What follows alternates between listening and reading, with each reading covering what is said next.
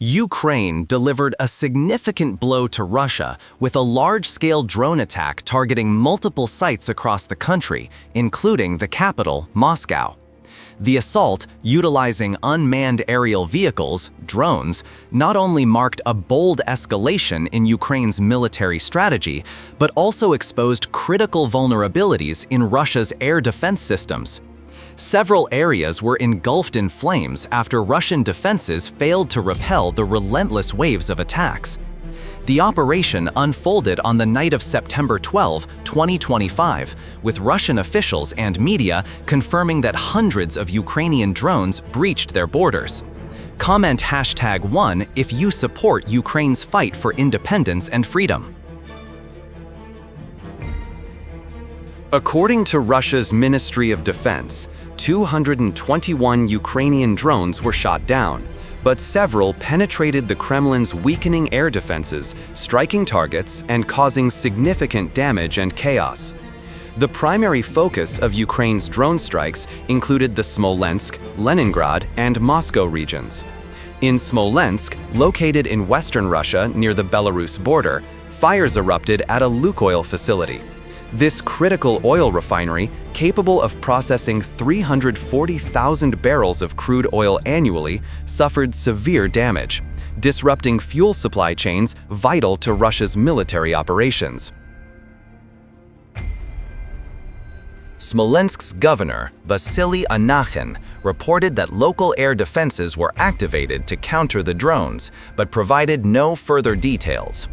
Meanwhile, local residents captured harrowing footage, showing massive columns of smoke rising into the sky, flames on the horizon, and explosions echoing through the air.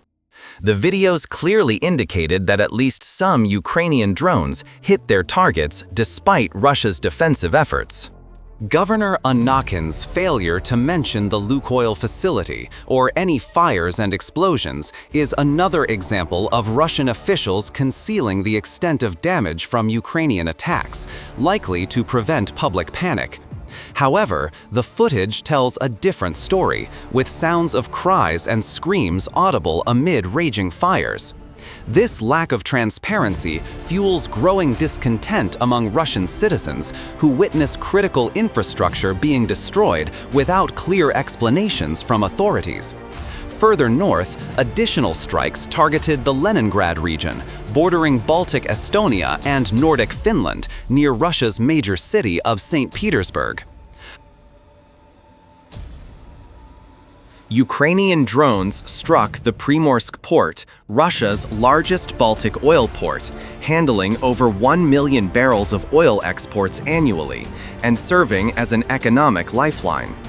The attack sparked a massive fire on the oil tanker Urals, with a capacity of 1,050,000 barrels. Leningrad's governor, Alexander Drozdenko, confirmed at least one blaze on a docked vessel and reported that approximately 30 drones were downed across the region. Debris from the drones fell in multiple locations, including the town of Tosno, about 30 miles southeast of St. Petersburg, and smaller villages like Uzmino and Pokrovskaya. Despite Governor Drozdenko's claim of no casualties or significant damage, Russian official reports often omit unfavorable details to project a more favorable image. Air defenses were activated in at least one St. Petersburg district, and the city's Pulkovo International Airport, Russia's second busiest, was temporarily closed, disrupting or canceling numerous flights. The closure caused widespread chaos, with over 70 flights canceled or delayed within 12 hours, impacting thousands of passengers and halting military cargo transport, a recurring issue in recent months. For instance, on July 6, 2025, multiple Russian airports shut down and canceled flights due to safety concerns following Ukrainian drone attacks across the country. Ukraine's approach effectively brings the war to Russian soil, showing citizens the stark reality without resorting to Russia's inhumane tactics, such as bombing civilian targets like residential areas and schools. Unlike Russia, Ukraine carefully selects strategic military and economic targets to minimize civilian casualties while maximizing military impact and maintaining an ethical stance internationally. Approximately 50 flights were disrupted or canceled at Pulkovo due to the September 12 attack. Residents reported explosions, describing it as one of the largest attacks in the region, according to the independent Telegram news channel Astra. In a post accompanied by videos capturing loud explosions, Astra noted that the most concerning aspect for Russian President Vladimir Putin was likely the sight of Ukrainian drones over Moscow's skies. The attack on the capital delivered a powerful psychological blow, with at least 15 UJ-22 and Skyatan ACS-3 drones penetrating Panzer S-1 and S-400 air defenses to strike military facilities in Moscow's outskirts, including a logistics depot in the Domodedovo area. Moscow's mayor, Sergei Sobyanin, claimed at least 9 drones were shot down and reported emergency response teams addressing debris sites but offered no further details. Mayor Sobyanin did not confirm whether the city sustained damage or specify where the drones were downed, reflecting Russia's typical strategy of secrecy and tight information control.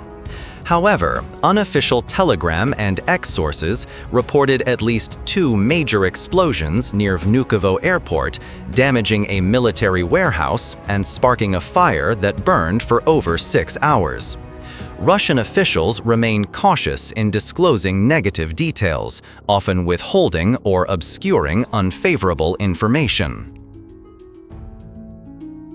In an era of internet and social media, such tactics are increasingly ineffective.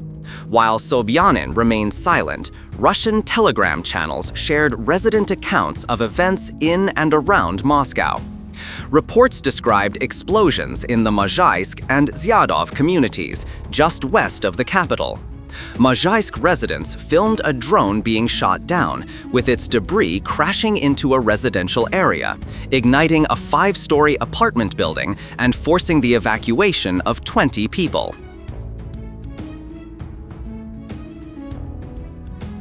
This incident underscores that not all Ukrainian drones were neutralized, despite Russia's Ministry of Defense claiming 85 drones destroyed in Bryansk, 42 in Smolensk, 28 in Leningrad, 18 in Kaluga, 14 in Novgorod, and 9 in Moscow and Oryol.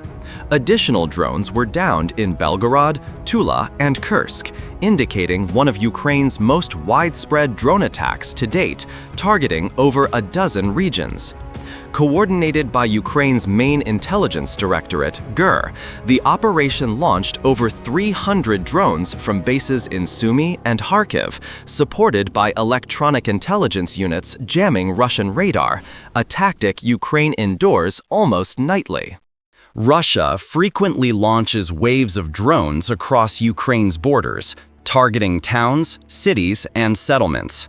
Russian drones, primarily Iran-supplied Shahed 136 models with a 1,243-mile range and 110-pound warheads, are deployed in large numbers, 100 to 150 per night, striking both military and civilian targets. Ukrainian civilians live under constant threat, with air defenses on high alert to intercept as many enemy drones as possible to minimize damage and casualties. Ukraine's attacks, like the one described, mirror the relentless pressure Russia exerts.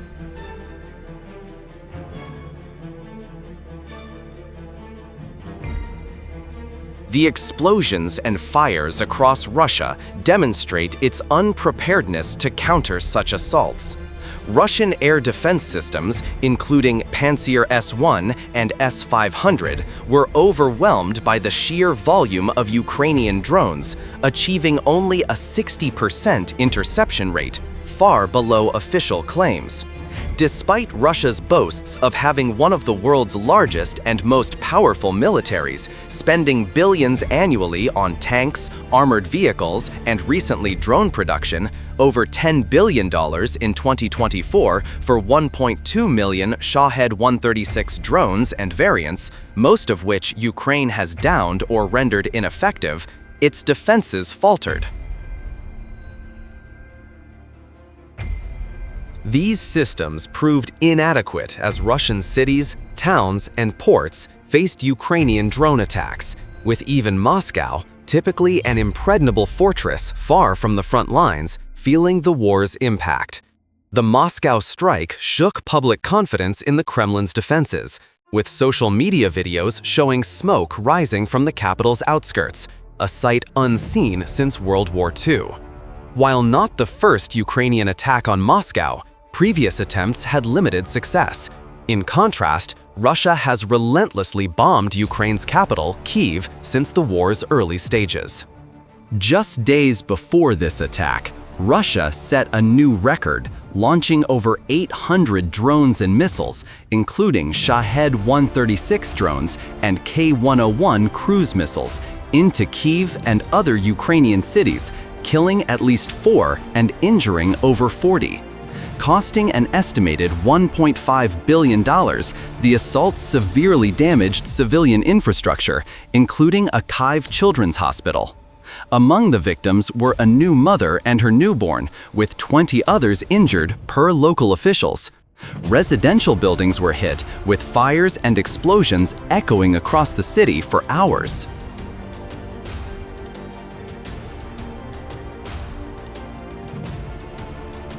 President Volodymyr Zelensky condemned the attacks, stating that such deliberate killings, especially when diplomacy could have progressed, only prolonged the war.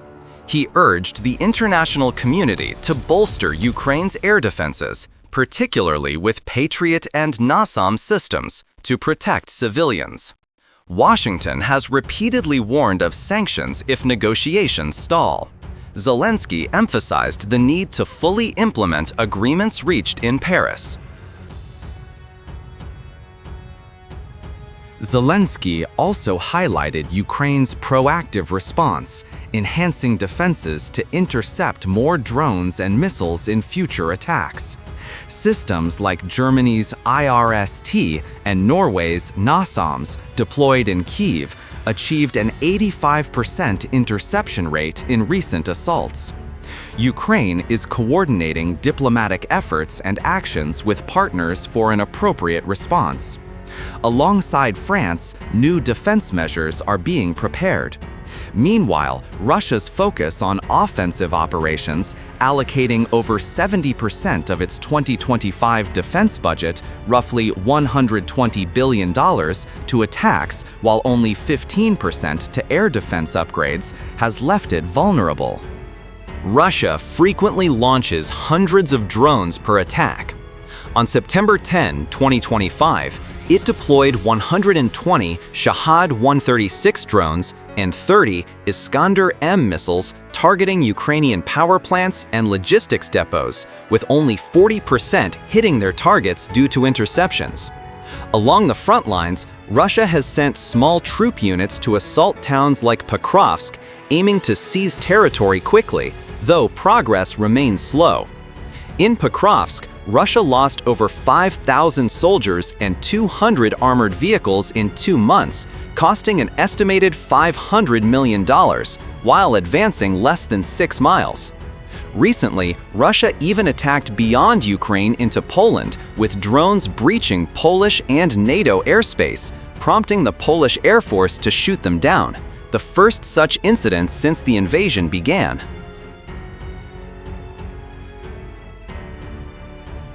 Reports indicated these drones were en route to Rzeszów Airport, a key logistics hub for Ukraine's European aid. Some drones were spotted in Lithuanian airspace, though the Kremlin denied responsibility, claiming its drones lack such range. A senior NATO official told Germany's Welt that available intelligence suggests the drones deliberately entered NATO airspace.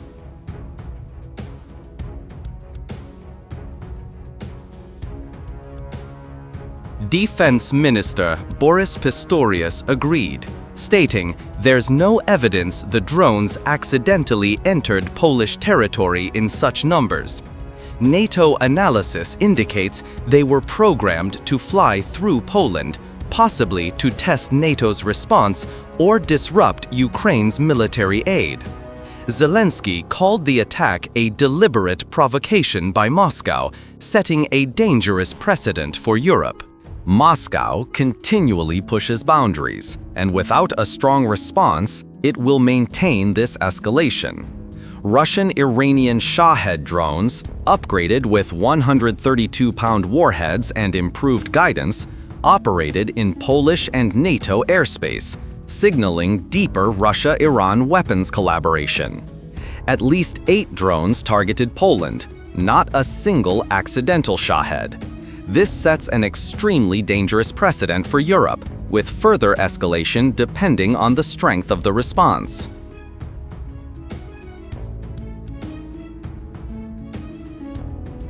Russia must face consequences and understand that the war cannot expand and must end. While Russia's recent record-breaking attacks on Ukraine and drone incursions into Poland are concerning, there's a glimmer of hope. Russia's focus on launching drones and missiles has left it unprepared to defend against similar attacks on its soil.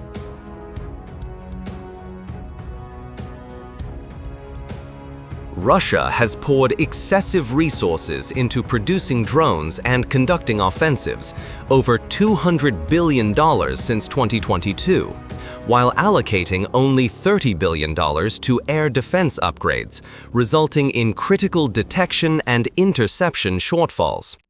Ukraine capitalized on this vulnerability, exploiting Kremlin weaknesses in its large-scale drone attack. Though the full extent of damage is unclear, Russia will likely face significant repair and rebuilding costs once the fires are extinguished. Ukraine's drone attack was likely planned for months. Since 2023, Ukraine invested over $2 billion in its domestic drone program, producing over 500,000 units, including advanced models like the UJ-26 Horus, capable of carrying 44-pound warheads and flying low to evade radar. Kyiv has repeatedly targeted Russian logistics, refineries, ammunition depots, and critical defense systems. For example, in June 2024, Ukraine used US-supplied HIMARS launchers and GMLRS missiles to destroy a Russian S-400 system in Belgorod, obliterating 2 launchers worth $1.2 billion and a 55K6E radar, weakening Russia's border air defenses.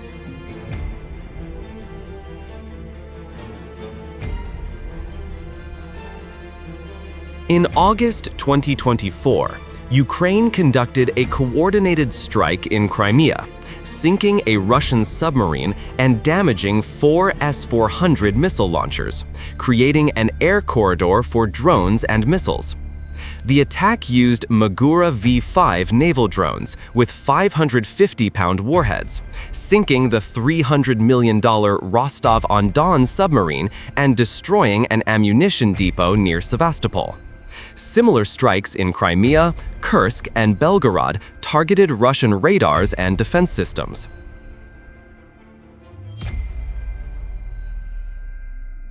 Ukraine's drones have inflicted billions in damage, with over $5 billion in losses to Russian air defenses since 2023, including 20 radars and 15 S-400 complexes.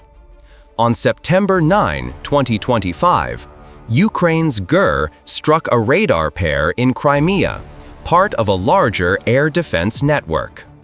Specifically, a 48Y A6K1 Podlet low-altitude radar and an RLM module, both part of the Nebo-M system, were destroyed by 10 UJ-26 Horus drones, each costing $50,000 but causing $100 million in damage. A week earlier, an S-300 radar was also eliminated. Each strike diminishes Russia's ability to detect and intercept Ukrainian drones and missiles. Russia's attacks prioritize volume over precision, launching waves of drones and missiles with little regard for accuracy. Many are intercepted by Kyiv's improving defenses, some developed domestically, others supplied by global allies. While some hit targets, causing tragic civilian losses, Ukraine's strikes are more strategic, targeting high-value assets like million-dollar radars and launchers, not civilian infrastructure.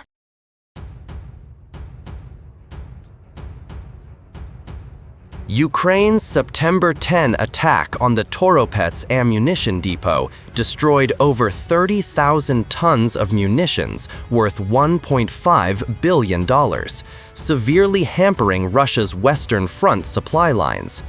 This weakens Russia, creating gaps along front lines and deeper into its territory, making future Ukrainian strikes harder to counter. Ukraine's success stems from meticulous planning, intelligence, and strategy. With Russia's defenses increasingly degraded and the Kremlin prioritizing offense, more vulnerabilities will likely emerge, enabling further Ukrainian attacks on high-value targets like ports, airports, and factories. Ukraine is refining its approach, leveraging resources to shift the war in its favor.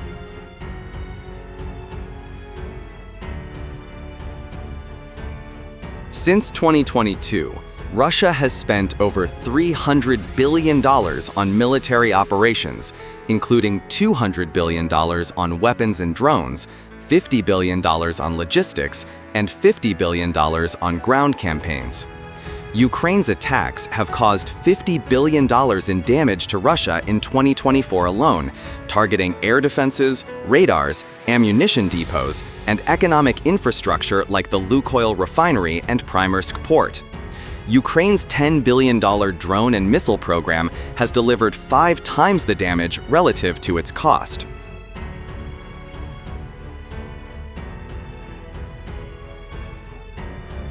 Ukraine's recent unveiling of powerful domestically produced missiles like Long Neptune, Sapsan, and Flamingo heightens concerns for Putin. If Russia struggles against simple drones, it faces even less chance against long-range cruise and ballistic missiles, which cost $500,000 to $2 million each, but outperform Russia's multi-million-dollar air defense systems. Comment #1 if you support Ukraine's fight for independence and freedom.